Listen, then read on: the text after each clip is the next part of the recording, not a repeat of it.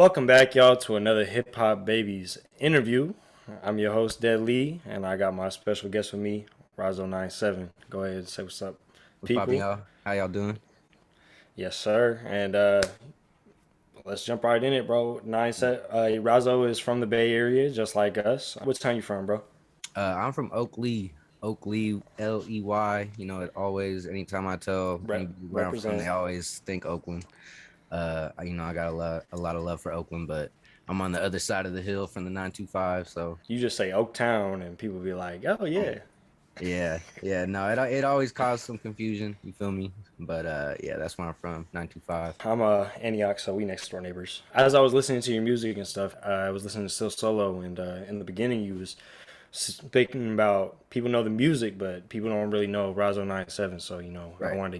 I wanted to get into that today. What was your moment in your career where you decided that you were going to pursue music? Were you confident enough to where, I could make a living off this. I could do this shit on my own. Probably became like super confident once I really kind of got a group around me, started recording with my homies and like kind of just got more of an idea of who I was and who I wanted to be as an artist. And once I kind of got that figured out and, figured out my sound and just all that type of shit, figured out all the bumps in the road, got through all that shit.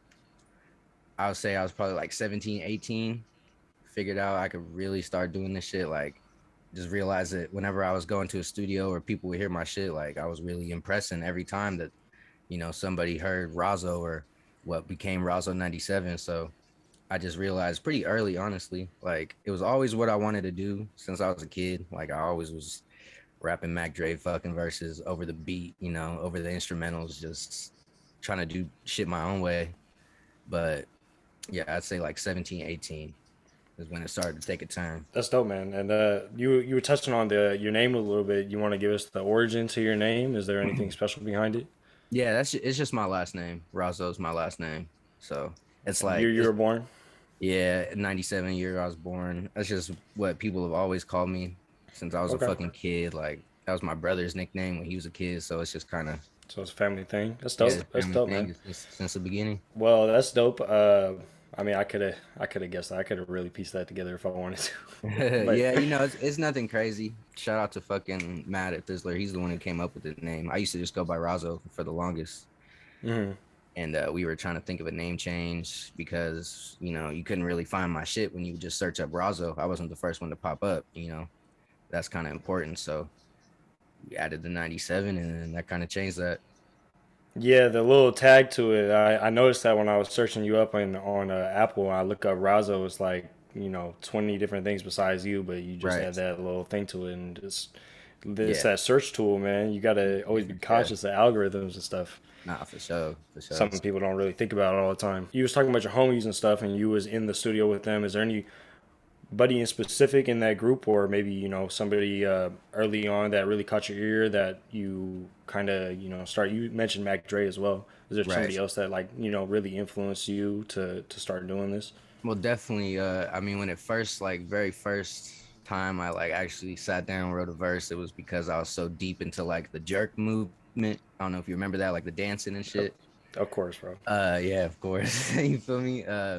But I was into like the music and everything, like past the dancing, like I was fucking with the beats and all that shit. So I started to like sit down and write little verses to those instrumentals. And then past that, I started listening to Mac Miller, and that like changed everything, bro. Like I just saw that he was in high school doing this shit. Like he was everywhere, like killing it. And Hmm. that really was what changed it for me. And I just really sat down all day, no matter what I was doing, during class, writing verses. And I would just do this shit on like Omegle, on the Omegle webcam, and like record myself and put it on YouTube and Facebook. And that's really where it like started as far as like an online presence. And I had a close friend, Ulysses, and his brother made music, Xavier. And I always knew that, you feel me? And like we were really good friends, and he just started taking notice, like, yo, I see the potential. I want to get you in here with my brother. And I was juiced, you feel me? Like back then, everybody was just, if they was doing some type of music, like recording in an actual studio, bro, like I automatically was like, yep, they doing it. You feel me? Yeah. Yeah, I ended up sliding over there. And that is real. That's probably really what changed everything. Like my boy XAV just started lacing me up with the mixes, just giving me game. And then I met my boy Theus through XAV, and then we just clicked instantly. And then they kind of brought me in, put me under their wing. They were already like a group called Connected, and then they kind of just threw me into that shit. And it was more of a family thing. Yeah. But yeah, to this day, like that is really mainly my main group of like people who I started with, came up with when it, when shit probably pops off. That's who I'm gonna be with. I'm bringing my boy XAV for sure, because I wouldn't be here without him for sure. Shout out your boy, man, No, because definitely. it's great to have you here, man. You was talking about Mac Miller being one of your early influences, and you had told me to check out some of your music from 2016, your mixtapes that you really felt like your sound was shifting, and Yeah. you had one of Mac's main producers, Sledgren, do the EP for you. How did that make you feel, first and foremost, having that type of producer, wanting to work with you, somebody who you may have looked up to at some point because, he did work with Mac. Right. How did that feel, that first It, moment? it was crazy, bro. It was like so surreal. Sledgen is just, he's very to himself. And if he genuinely fucks with you, then he's really gonna fuck with you. He doesn't like, he's not outplayed, he's not watered down. He don't sell you any dreams, anything like that. Like there's a lot of producers out there that like, I'm gonna have to drop some names. Scott Storch out here trying to scam smaller artists and shit, bro. Like people just be on that type of shit because they got a name. They be trying to, play out smaller artists, but he's really genuinely trying to find those smaller artists and build with them and create something special. And he's done that for sure. When he first hit me up, I was just tripped out. Like I didn't believe it. Like, but I was ready. He sent me 3 beats, and the first beat that I listened to, I sent it back the next day. I was ready for that shit. So it was crazy. That's dope, bro. That's hella dope. I wanted to ask you, because we're talking about shifting sounds a little bit. What do you think that in those two projects, what do you point to people who ask about your music, like, you started transition?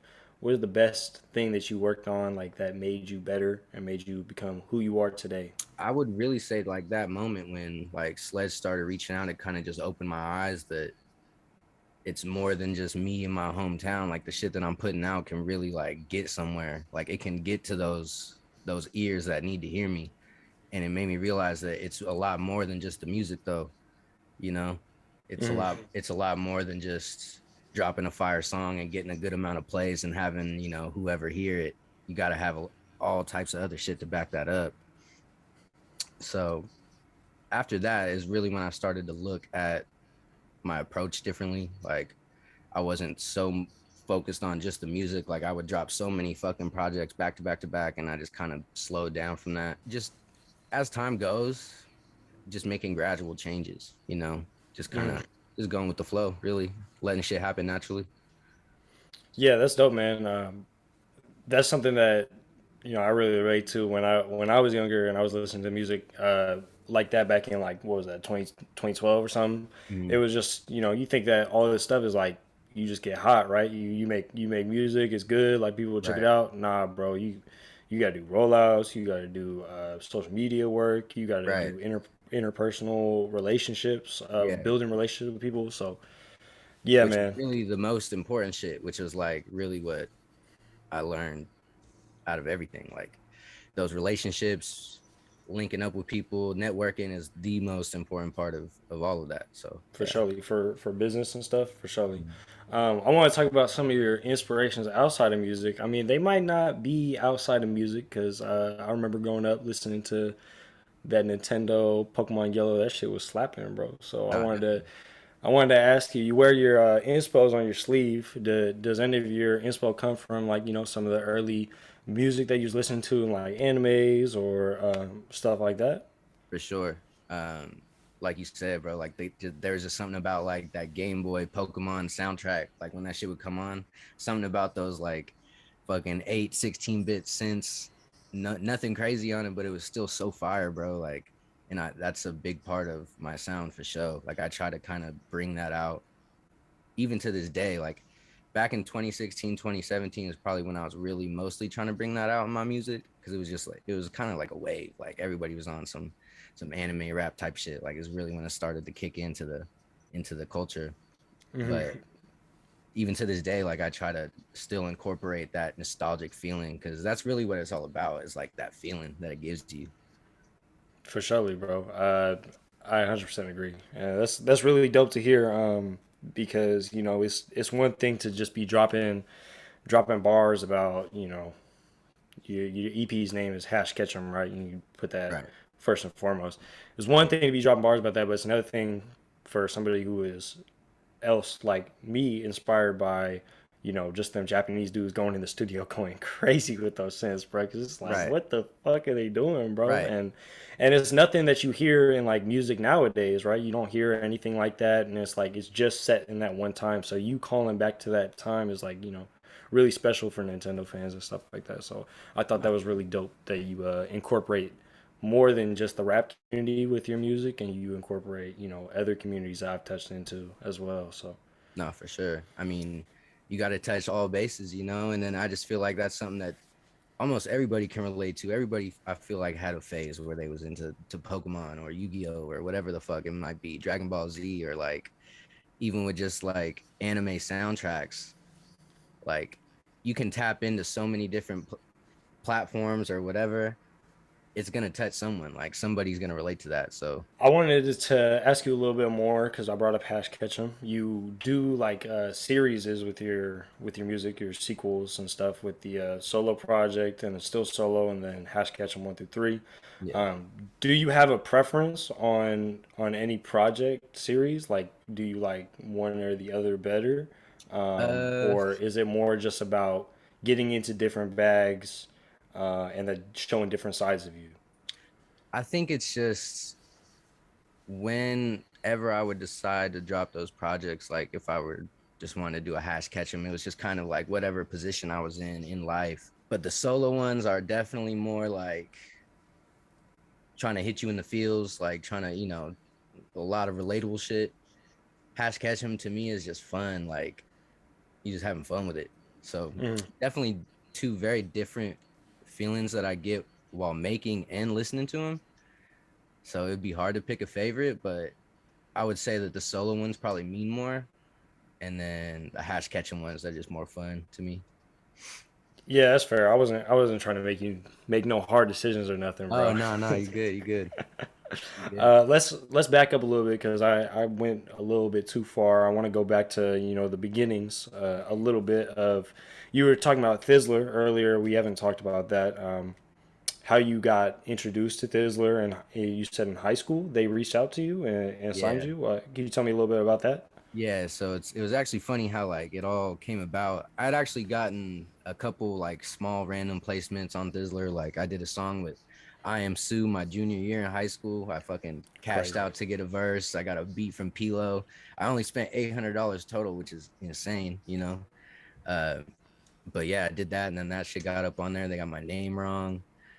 But my boy, my boy Ben, who I started kicking it with like a real close group of friends, and they just really was fucking with me, really pushing my shit. And then my boy Ben, shout out to him, he just sent a bunch of emails of my videos to Thizzler on some random shit. Didn't even put a fucking subject in the email, bro. Like none of that. Like not official at all. But for some reason, Matt from Thizzler fucking opened them up, and he watched them, and he hella fucked with them, and he reached out to me.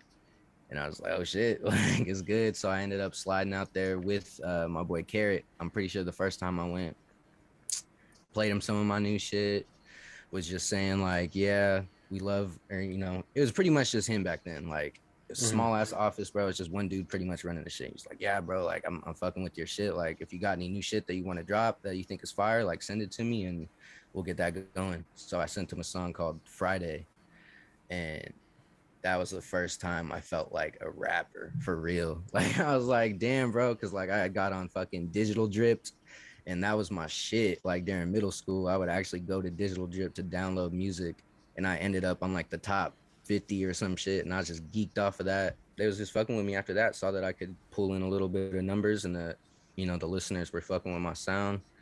And just more and more started going out there, and then kind of just built a connection and a relationship with pretty much just Matt at Thizzler. Um, and yeah, just dropped a lot of my shit through them while I was in high Hmm. school. And then I think when I was like still 17, senior year is when he kind of started to want to talk about possibly signing me. And it took a while because I was like super hesitant. Like I was supposed to be reading the contract. I did not read that shit. You know, I wasn't even 18, bro. Like my mom had to sign as a guardian on the paperwork because you know I was still a minor and shit. So, um, yeah, it took a few months, but I ended up doing it, and it I was juiced about it for sure. Like shout out to Thizzler for giving me a lot of opportunities and putting their name out there for me, getting me studio sessions. But I was like a dumb kid, bro. Like I would miss some of those studio sessions. Like there's times where like my fucking phone broke and like I'd completely miss an important session and wasn't able to hit no one up and say my bad, I'm not gonna make it. And like little shit like that kind of Mm-hmm. got in the way of the relationship. Just like dealing with my life was kind of getting in the way of that little deal that we had going. So once we did sign the deal, I feel like things actually started to slow down as far as them like putting my name out there and shit. Like I went out right after I graduated, I went out there to intern for him for a couple of months. Yeah. And it was dope, bro. Like I hella fucked with it, like just kind of seeing shit behind the scenes, like. And I gotta fucking brag about it, bro. I made some names happen while I was at Thizzler. I'm sorry, bro. Like I had to put him on Yada. I had to put him on Mike Sherm. They didn't even know who Lil Uzi was back then. Type Damn. shit. Like a lot of shit like that, bro. Like, but it was dope being behind the scenes and kind of seeing how all of that went into play and what went into putting a shit ton of content out. Mm-hmm. Uh, So would you say that? Uh, well, you would say that, but how would you say that your business relationships and your business going about your business moves has improved since that? How have you learned from, some of those mistakes you made as a kid? I've just definitely learned that you can't take like those opportunities for granted at all. Like there's a million other people trying to do exactly what you're trying to do, trying to, they would kill for that fucking opportunity. And as a kid, like a lot of shit was holding me back, but I also didn't really realize that.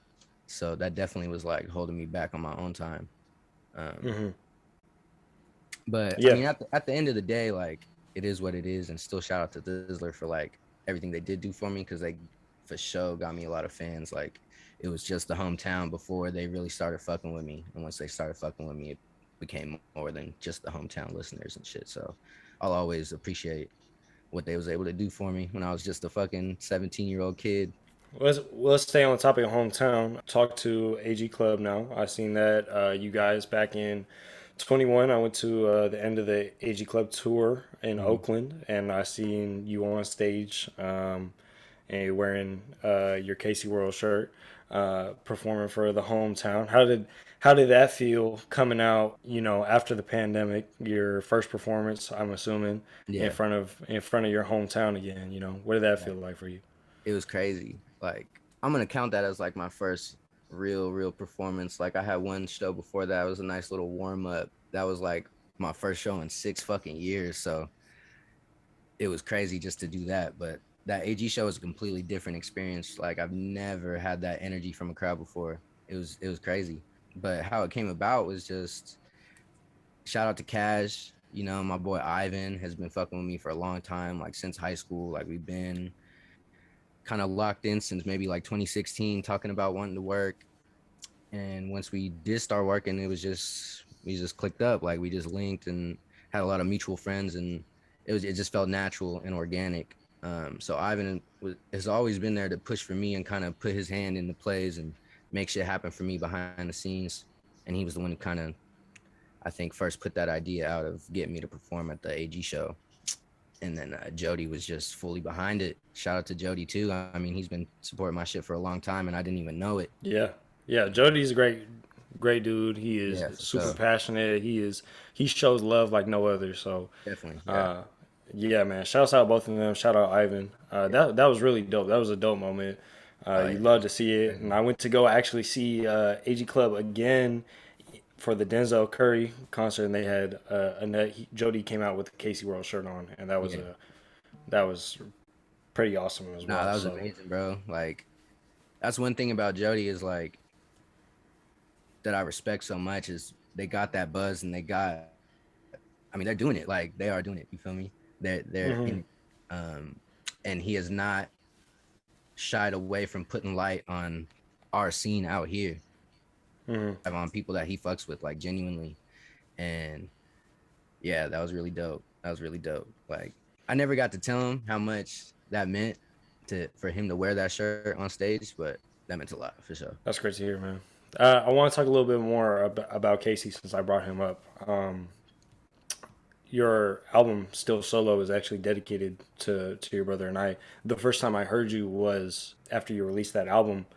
I remember I was working in Brentwood at Sign Pro, and we were making stickers. You know, we just make stickers, right? And then we had memorial stickers for Casey. We made Casey World stuff like that, and I was like, oh, this is like what happened with this. How happened with the incident. And I was like, man, I really want to check out this guy's music, see what he has to say.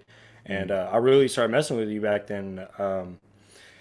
The more I talk to you and the more I learn about you, it just seems like, you know, Casey was really that number one guy standing behind you, being inspirational to you, to others, supporting you. Can you just talk a little bit about, you know, what Casey brought to the table for you and your music and, you know, just everybody around him? Yeah, for sure. Casey, I mean, I actually like I say little bro, but like that's not my blood brother, but that was really my little bro. Like I met him when he was maybe 11 or 12. We were neighbors, friend, and just instantly like clicked up and was just kicking it all the time. And he was like the funniest fucking person I ever met, bro. Like his energy was just through the roof. And like if you knew Casey and if you met him, like you just always wanted to be around him. So he always brought that energy. And then since day one, like even back then when I was recording trash shit off of my webcam, like he was supporting it mad crazy. Like in the comments, like Razo's my favorite rapper, not just because he's my boy, like like type shit. And just always supported no matter what. And it as the years went by, that never stopped. He was always by my side, always showing love. And he had such like a crazy presence on the internet because his energy was just so you just wanted to be around it. So he always would get crazy numbers on like Vine and shit and Twitter, and he would always like throw my music on there and like try to promote it for me and the homie Larry. And he just would do whatever he could in his power to really put on for me and anybody else that he fucked with. Yeah, you need more people like that around at all times, bro. No, Just definitely. you know, just throwing a homie's tag underneath a viral tweet, bro. Like it don't take much, but people don't really do that, you know. And Right. you know, uh, special people like that come around where they just unrelentlessly support you, and you know that's really dope that you know that he meant that much to you and did that Yeah. for you, bro. Yeah. No, definitely. Uh, And plenty of other people. He was just that type of person, you know. I want to talk about the break that you took from music because we touched on earlier how you kind of slowed down after you signed. Is that this around the same time in which you took a break from recording to focus on production? No, I'd say like timeline of events when I signed, I had just dropped Hash Ketchum 1, kind of just trying to figure out like my own sound and shit. Um, and then, you know, since I had signed, I was supposed to do albums through Thizzler through that contract. And that's kind of where things got rocky, is because I was just so much of an individual with my art that I wanted to do it my way. Like I wanted to find my own beats and use my own producers, and he wanted to use their producers and, you know, kind of curate everything their way. And I at the same time I wasn't able to make that happen because I couldn't, you know, I didn't have transportation type shit. Um, so it just took me a while to kind of put my own project together and feel like, okay, can I drop this without being almost like disrespectful? Like I didn't want to feel like disrespectful because I was going to throw it up on the platforms. That was my first time not only dropping on SoundCloud, and not only dropping through Thizzler, because for a minute I was only dropping through Thizzler because, you know, they would give me crazy numbers. So it was my first time like, damn, all right, I'm going to do this shit on my own. And like, I hope I don't hurt no feelings. Like it ain't no hard feelings, but I felt like it might have a little bit. Like they were just kind of like, damn, okay, whatever. And then just kept it pushing. And those albums that we were supposed to make never ended up happening. Um, but after that, I was like really steady with what I was dropping, like really consistently. dropping a lot of shit, um, I just didn't want to slow down at all. And then I would say maybe 2019, like actually right before Casey had passed, is when I felt super like just tired of making music, just dropping like just the same old shit, you know? Yeah. So I just kind of slowed down right then. And then all that shit that happened, I was like, nah, fuck that. I got to keep going. Like, I just got to go harder. And then I fucking made Still Solo in 3 months. I think me and X recorded that shit, Damn. which was just the fastest I've ever made a project. Like, I was just locked in, and it just had to happen. I just had to make that shit happen. Um, and then yeah, after that, like the support was crazy. It was crazy, and I know it's because of my bro like looking down on me, like giving me that love. But I would say once pandemic hit is once I took that break to start like really producing and start learning Yeah. everything. Yeah. So would you say that, or how would you describe your process changing? Because I know, like, when you go, you're just rapping, right? You just like you finding people, and then you kind of going off of other people's vibes. But now, do you really start from scratch? Do you like make the beat first, then write the lyrics, or like what's that process looking like now that you started to do your own production? Right. Well, before like it's just crazy that like the pandemic it fucked everything up, but it also like helped me so much because it made me learn all the shit that I didn't know how to do. Hmm. You know, it before it was just I would have some shit ready for the studio every week and I'd come through and knock out 3 or 4 songs and that would be it. Now it's yeah, I'm gonna either start with the beat. Eventually, I might come up with something for that beat. A lot of the time, I don't even feel my own beats like that. Like it's kind of like one in every 15 beats, I'll be like, oh shit, I might be able to use this one or something like that. But sometimes I'll even just come in with my own melodies. I'm trying to do that a lot more. Like come up with melodies with no beat, just a cappella and drop that shit and then make the beat around that and just find new ways to kind of just create, you know, try a lot of different things out. I kind of stopped writing for a little minute. I do a lot of punching in now. I didn't ever used to do that. I'd write everything, but now I'm just kind of like, fuck it. Now I'm in this work mode where I'm just completely producing this whole art piece. Let me just punch this shit in like real quick. That's kind of really what it's going towards now. It's just the sounds, not really me writing those lyrics. That's dope, bro. Because yeah, it's like I feel like when you don't do all the stuff right, and you are just focusing on the lyrics, and you are just focusing on rapping, you get caught up in like just wordplay or like rhyme schemes or something like that, and you kind of lose like what you were doing it for, right? Yeah. But you know, when you tap into to trying to explore, like you said, just focusing on sounds and stuff, that's really what inspires to keep writing and doing other stuff. So that's No, for really sure. dope that you like many others in the pandemic, you know, you got to get that pandemic skill. What are your pandemic skills looking like? If you don't got none, bro, you behind because Oh, exactly. that's all he was doing. That's all he was Yeah. doing.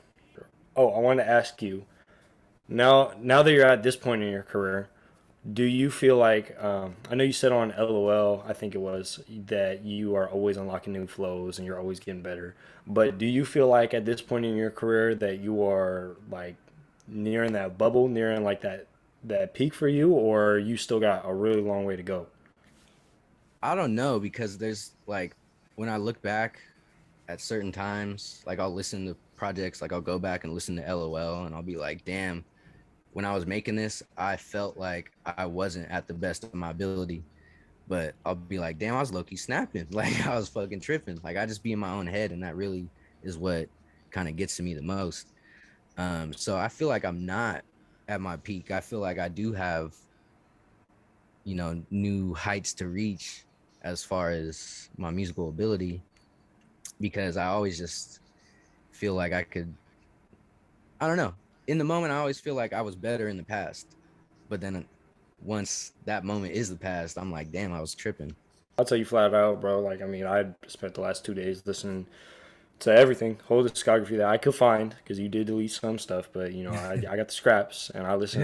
And it gets progressively better, man. I mean, it's like you sound a little bit more childish on the earlier ones, but you are Right. really charismatic, kind of witty, cool guy, so like it works. But as you grew up, I mean, you settled into that, into your character and what you portray persona on your tracks. Like you've gotten Mm, better, you've gotten tighter with your like how you wrap around the beat, like breath control, all that, bro. So like right. you are totally on your way to, you know, keeping going. I just wanted to gauge where you were at, where you think, you know, if you're Yeah. nearing what you want to be. Right. No, I feel like I have so much more definitely to accomplish, but I just feel like my skills aren't all the way there yet, especially like with producing. Once I get everything locked in, I feel like I'm just gonna be a beast with the shit. Like the rapping is there. It's always gonna be there. I feel like, you know, my ability to write songs and make all that type of shit. So once I really get stronger with like the producing and start producing for other artists and shit like that, I just feel like that's when I'll really be at my peak. I don't have really any more questions that I want to ask, but is there anything else that you would like to touch on before I kind of get close to wrapping up? A lot more in store, a lot of shit coming. Shout out to, I just want to give some shout outs to fucking AG for show. I kind of want to touch more on that show and just what we got planned for the future. Uh, you know, the For sure. impressions team definitely wants to have more shit going on out here and in LA. We're gonna have some more shows going on soon, so look out for that. Fuck, why stop now? I've been working on this album for damn near 2 years now, and it's ready. I'm sending it off to mixing, and I can't fucking wait to drop it, bro. Like I haven't dropped a full, like I dropped Kid Icarus, and that was dope. Shout out to the homie Mav. But that was to me kind of just like a little intermission in between main projects. So when that Mhm. Why Stop Now drops, it's gonna be crazy. For sure, bro. We gonna be checking. You know, we gonna have to come with the review and you know send it your way so that you can get some feedback. Cause But good. I was messing with Kid Icarus. I said I'm seeing the vision, bro. So I'm ready. Thank I'm you. ready for it. Thank you, bro. Um, no problem, man. Shout out to, like I said earlier, XAV. Wouldn't be here without him. Shout out to Theus, same shit. I wouldn't like be making melodic music. I can't sing for shit. You feel me? I never thought I could sing on the track, but my boy Theus showed me that, you know, if you ain't the perfect singer, this shit don't matter. You can make some fire music, fire melodies, and he really showed me that and inspired a lot of that. So shout out to him, and just shout out to everybody that is still fucking with me. Like genuinely looking out for my music whenever I drop shit. It means the world. That's why I do this shit. We ain't gonna stop. Why stop now? You feel me? Razo97X, pretty much everywhere. You can just look up Razo97. You'll probably find me. And yeah, shout out to y'all, bro. For real. I really appreciate y'all even having me on here. Of course, bro. Anytime. That's needed too, because you're right. There's Yeah. so much shit that and so many talented people that come out of our area alone, like Mhm. our cities alone, not even just the Bay. So yeah, it's really dope that y'all are doing that and shining light on the 925 and just the whole Bay. So shout out to y'all for sure. And I do Thank want to you, give bro. a quick shout out to my boy Larry OG. This is your motivation to drop some new music. He's the hardest fucking. He's my favorite rapper, bro. Y'all gotta start fucking with Larry OG. Okay. Yes, sir. Got you, bro. So, All right, y'all. That concludes this interview with Razo97. Hope y'all enjoyed the interview. Hope y'all got all the questions that you needed. If you got more questions, you can leave them below. I mean, I might still be able to ask, answer for you. If you guys want to be interviewed as well, or you guys want to send in music for us to check out, go ahead, send it. THHB podcast at gmail.com. Send me beats, send me music. Subscribe to the YouTube. Follow all that shit. Follow Razo on Twitter. You know, he's a goon on Twitter. You know. yeah, I And don't be on it much. I be chilling. yeah, yeah. All right, y'all. So, with that being said, peace.